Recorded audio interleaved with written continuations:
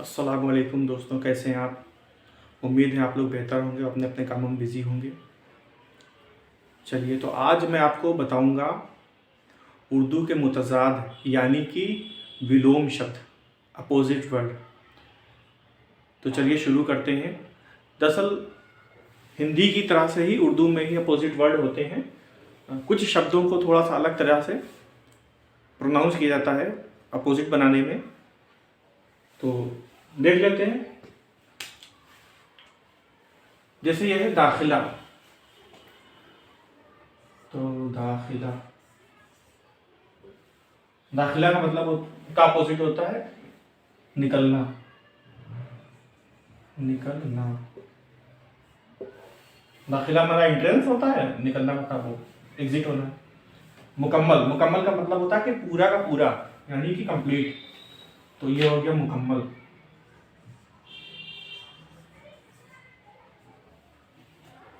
तो इसका थोड़ा सा पार्ट हो गया हिस्सा, तो ये इसे हम हिस्सा बोल देंगे। से में ये लगा देंगे इस बार। फिर होता है अफसाना। तो अफसाना को हम बोलते हैं ख्याली, तो उसको बोलेंगे हकीकत। तो हो गया अफसाना, इसका हो जाएगा अपोजिट हकीकत। हकीकत।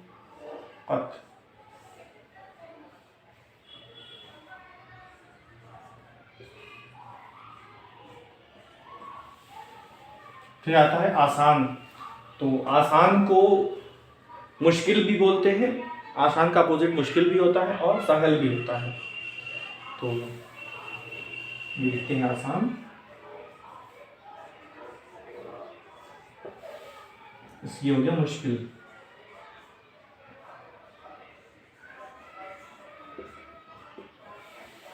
ये मुश्किल हो गया। दरअसल इसके भी सिनोनिम्स होते हैं, इसके भी सिनोनिम्स होते हैं। तो सिनोनिम्स मतलब बदल जाते हैं। आसान का मुश्किल भी हो गया, सहल भी हो गया। मुश्किल का सहल हो, ये हो गया।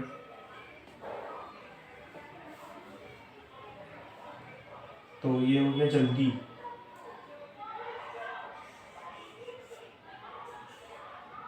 जल्दी जल्दी का मतलब होता है फास्ट। अब इसको बोलेंगे, इसका अपोजिट बोलेंगे ताखीर से, यानी कि देर से।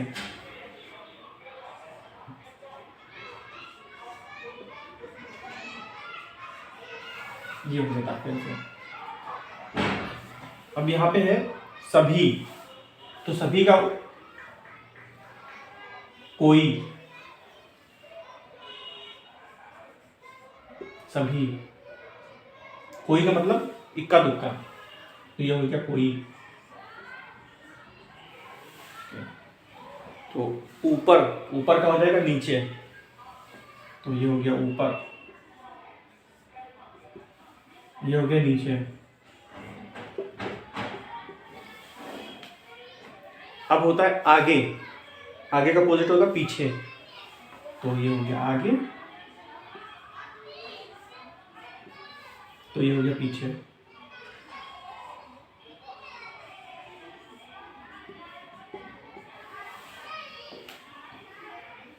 तो ये ऊपर नीचे हो गया,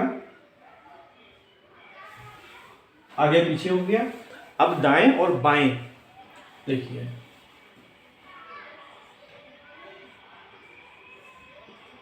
ये दाएं हो गया, ये बाएं हो गया।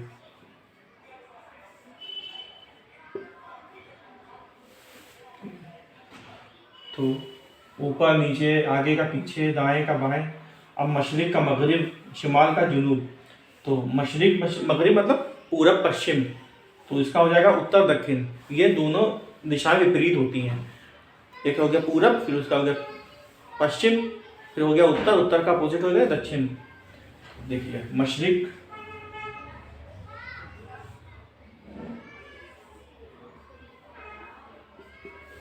ये हो गया मगरिब। फिर शिमाल या शुमाल, फिर हो गया जुनूब।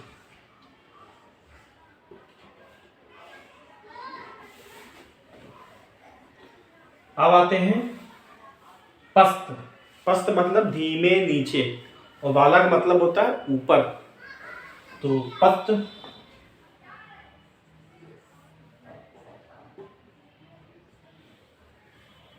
ये हो गया बाला। एक गाना भी बहुत मशहूर है, फिल्म का नाम भी है बाला, वो बाला, बाला शैतान का साला। ये आ गया खुश्क।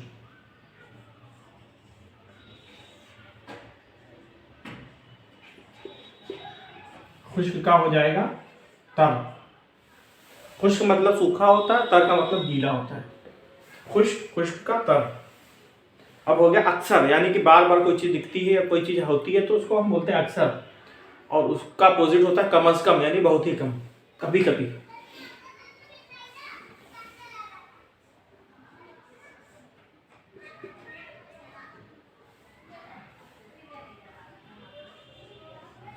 कम अज कम, कम अज कम। फिर होगा करीब, करीब का मतलब नजदीक और दूर का मतलब दूर, तो हो गया करीब। इसका अपोजिट हो जाएगा दूर। फिर हो जाएगा निजी। निजी का मतलब अपना, अपना निजी बोलते हैं। उसके बाद होता है अवामी, यानी जो सबके लिए हो, तो ये हो गया निजी। बहुत से इंग्लिश के शब्द उर्दू में हूबहू लिख दिए जाते हैं या बोले जाते हैं, तो इसमें निजी भी एक शब्द है।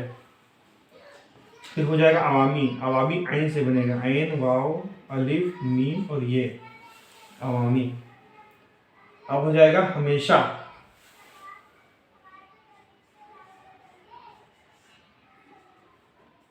हमेशा का हो जाएगा अपोजिट कभी नहीं, कभी नहीं।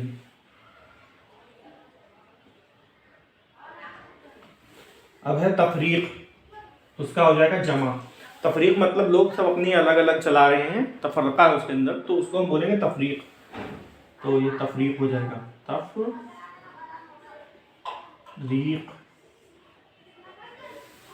मतलब एक दूसरे से दूर, दूरी। अब उसको हम क्या करेंगे, जमा कर लेंगे, तो जमा हो जाएगा। ये हो गया जमा।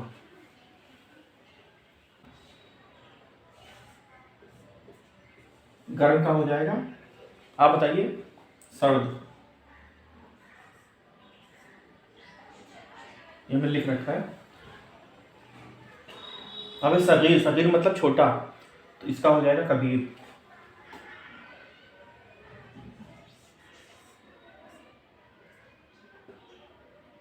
इसका हो जाएगा कबीर। अब है असगर। असगर मतलब बहुत छोटा, और अकबर मतलब होता है बहुत बड़ा, तो असगर, असगर। इसका हो जाएगा अकबर।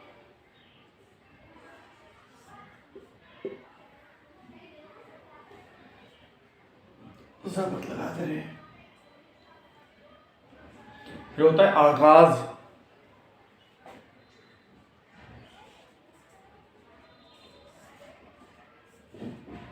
आगाज का हो जाएगा इख्तिताम, यानी ख़त्म में।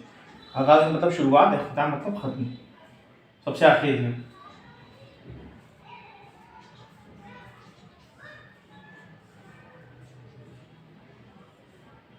इख्तिताम। अब है तन्हा। तन्हा का हो जाएगा साथ। तन्हा मतलब अकेला होता है।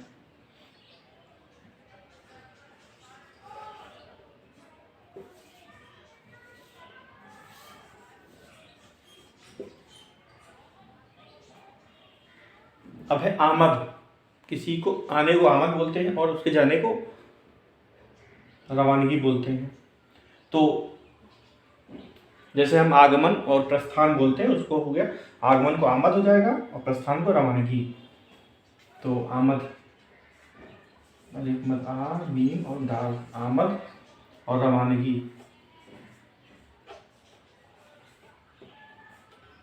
ये हो गया आमद रवानगी। अब है मुत्तफिक। मुत्तफिक मतलब होता है किसी की बात पर यकीन करना यानी इत्तेफाक करना, तो उसका हो जाएगा इख्तिलाफ यानी कि उससे विरोध करना। तो मुत्तफिक हो गया।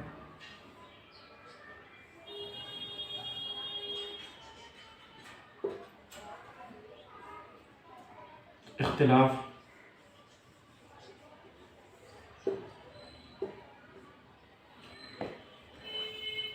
अब ये है गमगीन, इसका हो जाएगा खुश।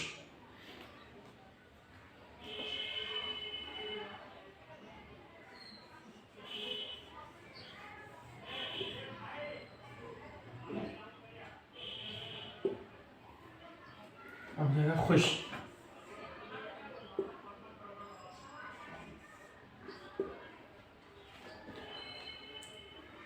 खे में हमने वाव लगाया है क्योंकि वाव लगाना ज़रूरी है, लेकिन हिंदी में हम छोटे ऊ की मात्रा लगाएंगे, इसमें हम वाव लगाएंगे, क्योंकि अगर वाव नहीं लगाएंगे तो ये हो जाएगा खश, लेकिन खश नहीं होगा, होगा खुश, इसलिए ये खुश है।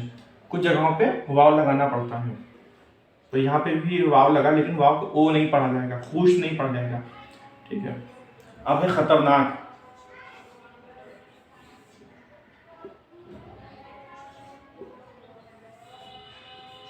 ये खतरनाक, इसका हो जाएगा महफूज।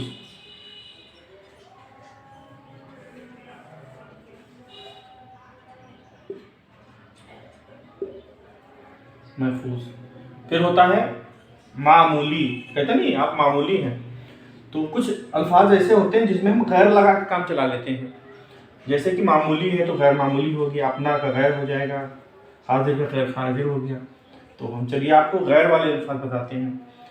ये मामूली है तो ये मामूली हो गया, मामूली।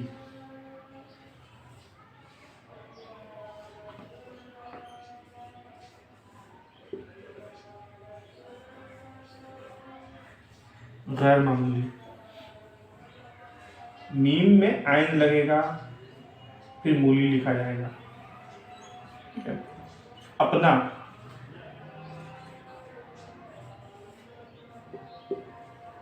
इसका हो जाएगा गैर।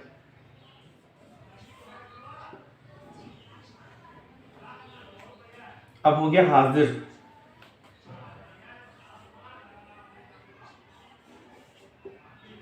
ये स्वाद यहाँ पे रहेगा हाजिर, तो ये हो जाएगा गैर हाजिर।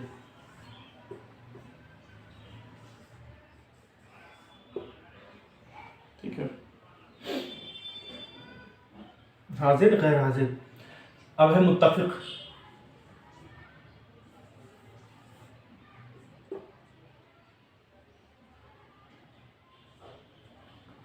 यहाँ पे हमने देखा था मुत्तफिक, मुत्तफिक का हो गया इख्तिलाफ, इख्तिलाफ मतलब विरोध। मुत्तफिक का गैर मुत्तफिक भी होता है, यानी कि जो आपके समर्थन में ना हो, तो ये लिख रहे हैं गैर मुत्तफिक। अलग अलग इस्तेमाल करते हैं अलग अलग जगहों पे। अभी हम खुश का भी देखिए, अब यहाँ पे बदलने वाले हैं। तो यह है मुस्लिम। अब मुस्लिम है, उसको हम इंग्लिश में जैसे नॉन लगा के इस्तेमाल करते हैं, नॉन का मतलब गैर होता है, तो इसी तरीके से हम उर्दू में गैर लगा देते हैं, नॉन की जगह पे गैर लगाते हैं। जैसे वेज है यानी वेजिटेरियन, उसको हम नॉन वेज बोलते हैं, नॉन वेजिटेरियन। तो इसी तरीके से मुस्लिम का नाम मुस्लिम हो जाएगा। तो जिन जगह पर नॉन लगता है तो वहाँ पे हम गैर लगा के इस्तेमाल करते हैं शब्दों को। तो ये मुस्लिम।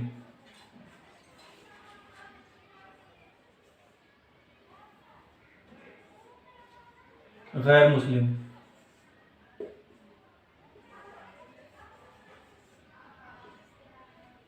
अब ये इस्लामी। गैर इस्लामी।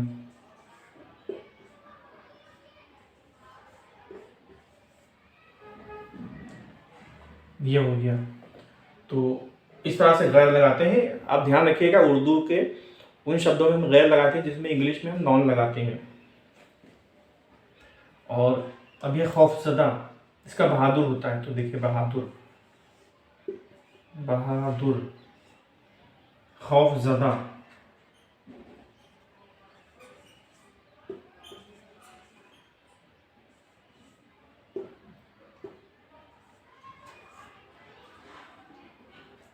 खुश। अब यहाँ पे खुश है, खुश को गमगीन, खुश का मतलब होता है खुश, और जिसको परेशानी हो, गमगीन हो, तो वो होता है। अब गीन की जगह हम ज़दा भी लगाते हैं, ये सिनोनिम्स हैं। तो गमगीन हो गया तो गमगीन का हो जाएगा गमज़दा, यानी खुश का गमज़दा।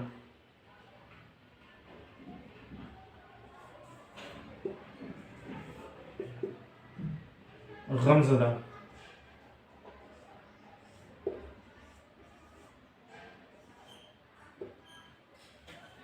फिर है मशकूर। मशकूर का मतलब भी खुश भी होता है, तो मशकूर।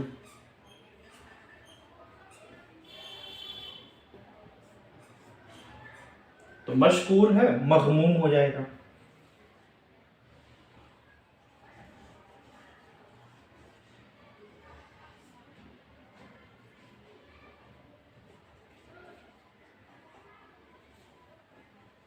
तो इस तरीके से बना लिए। अब कुछ अल्फाज ऐसे होते हैं जिसमें हम ना लगा देते हैं, नॉन की जगह पे ना लगा देते हैं, और या अरबी में उसी को हम ना की जगह हम ला लगाते हैं। तो उर्दू में कुछ ऐसे अल्फाज इस्तेमाल होते हैं जिसमें हम ना लगा देते हैं, कुछ अल्फाज ऐसे हैं जिसमें हम ला लगाते हैं। ला मतलब नहीं होता, ना मतलब नहीं होता, गैर मतलब भी नहीं होता है। तो अब देखेंगे उसके बारे में। देखिए,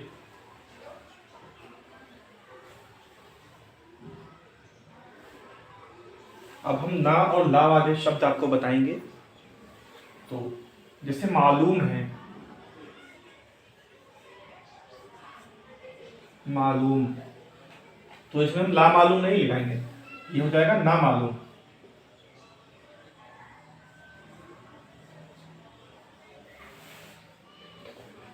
अब है अहल। अहल का मतलब होता है एबल, तो ये हो गया अहल। इसका हो जाएगा ना अहल, यानी अनेबल।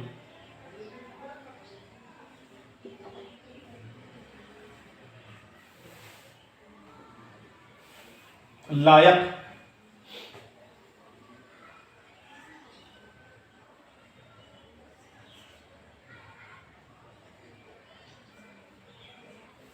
नालायक।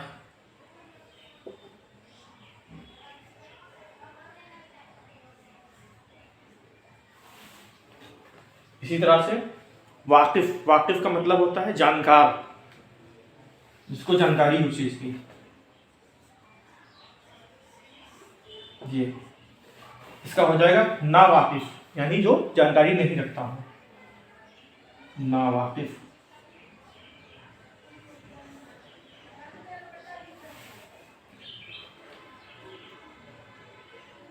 फिर आता है काफी, यानी बहुत ज्यादा मिकदार में, यानी जो पूरा पड़ जाए।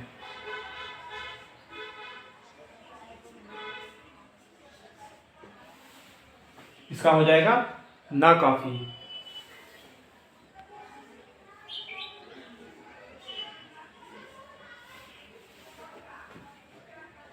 अब है मुराद, यानी पसंद की कोई चीज होती है जो मुरादों से मिलती है, तो उसको मुराद बोलते हैं। जैसे रजा मुराद, उनके माँ बाप ने मुराद मांगी थी और उनकी पैदाइश हुई, तो इसलिए उनको रजा मुराद कहते हैं। तो जब मन्नत मांगी जाती है उसको हम मुराद बोलते हैं।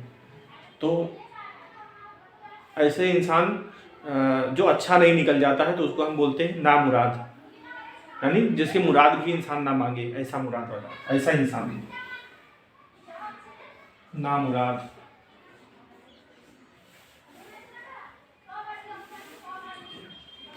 अब है हासिल। हासिल का मतलब होता है जो हमें मिल जाए उसको हासिल बोलते हैं, और जो मिलने से रह जाए उसको ला हासिल बोलते हैं, यानी जो हासिल ना हो सके। तो ये हो गया हासिल, ये ला हासिल। अब ये ना वाले हो गए हैं, अब ला वाला चल रहा है। ला अरबी में ना को बोलते हैं या गैर को बोलते हैं। तो ये हो गया सानी। सानी से बनेगा, इस पे तीन नुक्ते होते हैं, अलिफ बे ते से, अलिफ बे ते टे से। तो सानी, ला सानी। सानी का मतलब होता है दूसरा, और लासानी का मतलब होता है जिसका कोई दूसरा ना हो। अद्वितीय, इसका मतलब द्वितीय होता है, इसका अद्वितीय होता है लासानी। ऐसे होता है फानी, पानी। तो फानी का मतलब होता है मिट जाने वाला, चला जाने वाला, खत्म हो जाने वाला। इसका होता है उर्दू में लाफानी। लाफानी मतलब खत्म ना होने वाला, जिसे मिटाया ना, जैसे कि जिसे खत्म नहीं किया जाए, यानी अमिट, लाफानी। मौजूद, जो हो, मौजूद। इसका हो जाएगा उर्दू में ला मौजूद, जो मौजूद ना हो।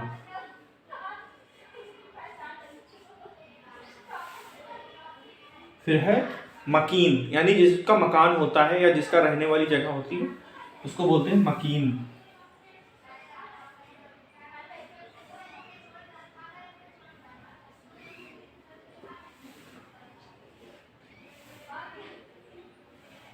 और जिसके पास मकान नहीं होता यानी रहने की जगह नहीं होती, इसको हम बोलते हैं ला मकान।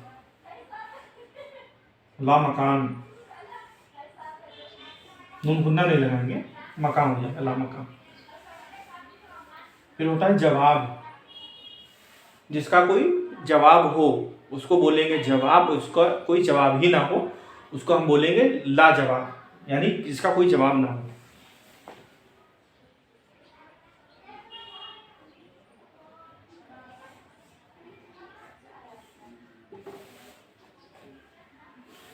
ये हो गया लाजवाब।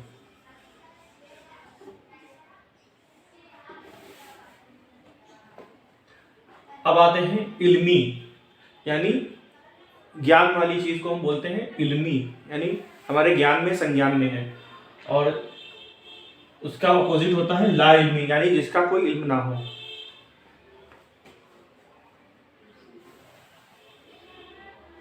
इल्मी, ये हो गया ला इल्मी। अब आता है ज्ञान। ज्ञान का होता है इल्म, इसका इल्म का अपोजिट हो जाता है ला इल्म, यानी ज्ञान का अज्ञान, ला इल्म बोलेंगे। हम जो आपको शब्द बता रहे हैं तो इसकी मीनिंग भी सब अच्छे से समझा रहे हैं, ताकि आप उर्दू में इस्तेमाल करेंगे तो आप समझ सकें कि हिंदी में हम क्या बोलते हैं। तो यहाँ पे हम इतना लिख नहीं सकते।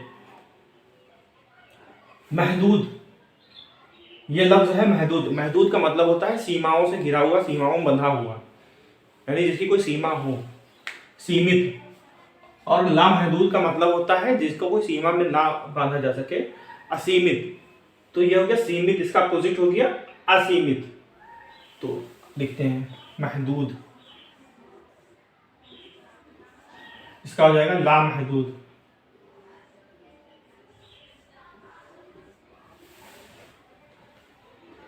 तो ये ला वाले हो गए हैं। इसी तरीके से बहुत सारे ला वाले होंगे, बहुत सारे ना वाले होंगे। तो ये हमने आपको समझाने के लिए इतने बता दिए हैं, ये काफ़ी है इस्तेमाल करने में। अब आते हैं बाकी कुछ शब्द जो उर्दू में इस्तेमाल होते हैं, हिंदी में इस्तेमाल बहुत कम होते हैं। तो जैसे बेकार हम उर्दू में बहुत इस्तेमाल करते हैं।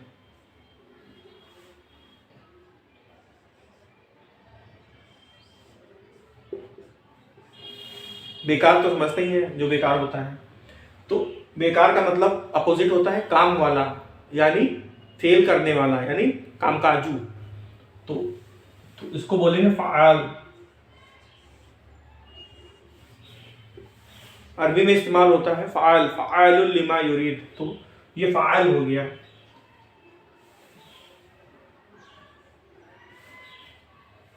अब है सहल। सहल का मतलब होता है आसान, अच्छी, कम, मतलब जो है बहुत अच्छे से समझ में आने वाला, सहल। और उसको कठिन बोलते हैं जिसको हम आसानी से समझ ना सके या कर ना सके। तो कठिन को हम बोलेंगे मुश्किल। सहल इसका होगा मुश्किल। अक्सर जो है ये जो मुतज़ाद वर्ड होते हैं तो ये बोलने में एक जैसे होते हैं या समझ में आने में बहुत आसान होते हैं। तो सहल मुश्किल।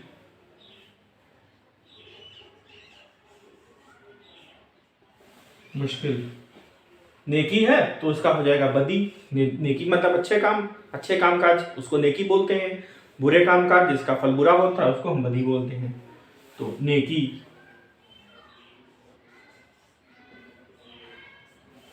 इसका हो जाएगा बदी।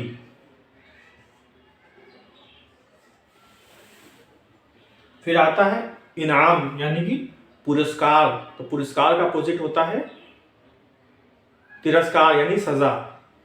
तो इनाम का हो जाएगा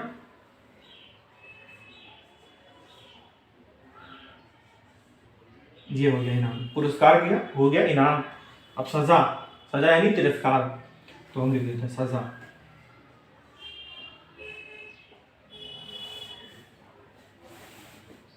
तो कुल मिलाकर हमने बहुत सारे शब्द समझाए हैं। इंशाल्लाह उम्मीद है आपको कि काफ़ी अच्छे से समझ में आ गए होंगे। बाकी जो शब्द होते हैं वो ज़्यादातर जो है उर्दू में इस्तेमाल होते हैं, वो हम लोग आम बोलचाल में बोलते हैं। अब जैसे ऊंचा नीचा, नीचे ऊपर, फलाना ढिमकाना, इस तरीके से जो वर्ड होते हैं। पानी, पानी का अपोजिट हो गया आग, अग्नि, अग्नि का वायु मतलब अग्नि का हो गया जल। तो ये इस तरह से जो है जो भी शब्द होंगे तो वो तो बहुत आसान है, हर इंसान पढ़ता लिखता है समझता है।